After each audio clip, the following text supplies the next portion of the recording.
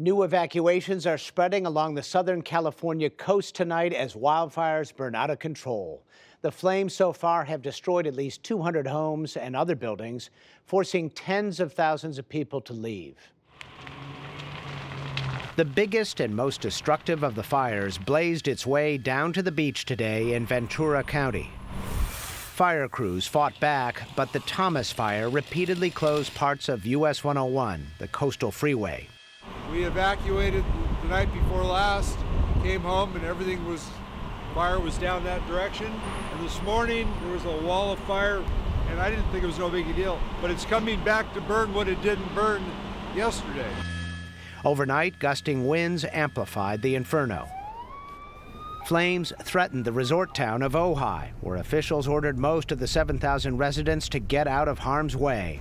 Evacuation orders also went out for several hundred people in Santa Barbara County. They only had 45 minutes to grab everything for my little girls. Some who evacuated earlier have no idea what remains. I know a lot of people have lost their homes. I just hope that our home is still there.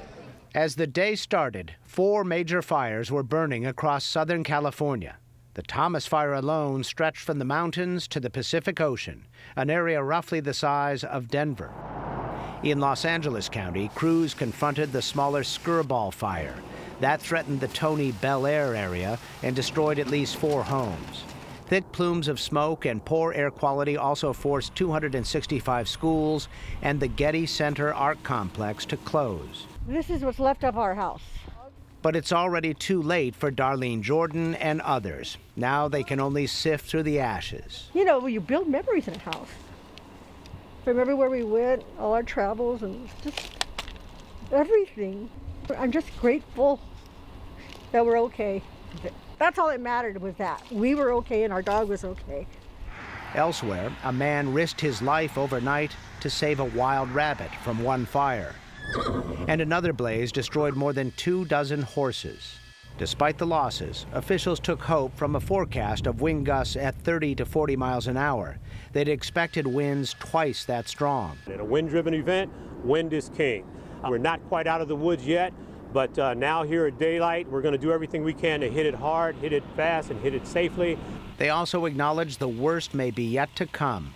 Los Angeles Mayor Eric Garcetti. The prediction is, even though this is a time of calm winds, that we will continue to get gusts through Saturday that will be erratic and unpredictable, as high as 50 to 70 miles an hour. Later, another wind-driven fire erupted, this time in San Diego County, forcing more evacuations. And PBS station KQED's John Sepulvado joins us from the San Fernando Valley on the outskirts of Los Angeles. He's been reporting on the wildfires there. John, just give us an update on the conditions right now. I know the winds are not quite as high as I expected. They're not as quite as high as they expected, but they are definitely fierce. In fact, we had problems on the way over here. As I was driving from Ojai, which is a town of about 7,500 people, to here, there was a massive wind gust. It knocked over a power pole, knocked over all of the wiring and the conduits that go with that right onto the ground in front of everyone. We saw electric wires bouncing like rubber bands. I mean, it's a mess. So it's not as bad as they thought it was, howling-wise, but it's still pretty bad. Where you've been driving around all throughout this fire region, there's a tremendous economic disparity. I'm curious how people at either end of the spectrum economically are coping. So on the way over here, Miles, I saw one group of people. These are private firefighters who are hired by insurance companies, or they're often sometimes even hired by large ranchers. They bring large water trucks. They're able to have a lot of resources. These are all private, all paid for privately. And they are essentially able to mitigate any damage done to multi-million-dollar homes in many cases. Juxtapose that with just down the road, you will see people who are working the farms and they're working the fields, and many of them, as we all know, are undocumented. And these are folks that, even though there is ash raining down, they are still going to work because they can't afford to miss that day's pay.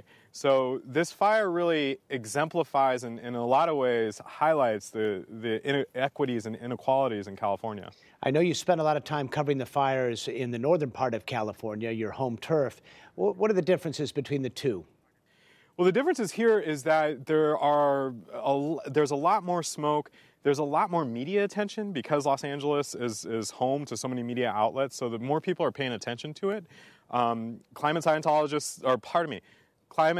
think that that's a good thing, that people are paying attention to these increasing wildfires.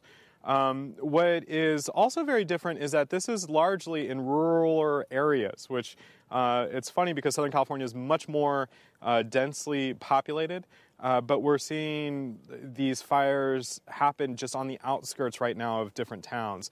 For example, in Ojai, where I was last night, it looked like the fire was going to sweep into this town, a small town in a rural area, and it didn't at the last minute. We didn't see that same thing happen in the North Bay. The fire was indiscriminate, and the fire was deadly. It was the deadliest fire in California history. December fires are somewhat unusual, although that is changing as the climate warms up. A few words on that. Just very briefly, someone told me yesterday that this is not a fire season anymore. It's a fire year, and it's something that from January to December, California and other western states are going to have to deal with. Senator Ron Wyden out of Oregon has made it really clear that he wants to see fire funding restored. Right now, a lot of the money that's supposed to go, that could be going to prevention, is going to fight fires like these. It's getting much more costly, and it's proving, especially in California, to be a significant drain on resources. John Sepulveda with KQED. Thank you very much.